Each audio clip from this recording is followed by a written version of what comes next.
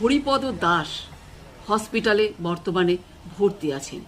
তার চিকিৎসার খরচ কিন্তু সরকারকে দিতে হবে এবং তার কম্পেনসেশন যেন সঠিক সময়ে বন দপ্তর তার হাতে তুলে দেন।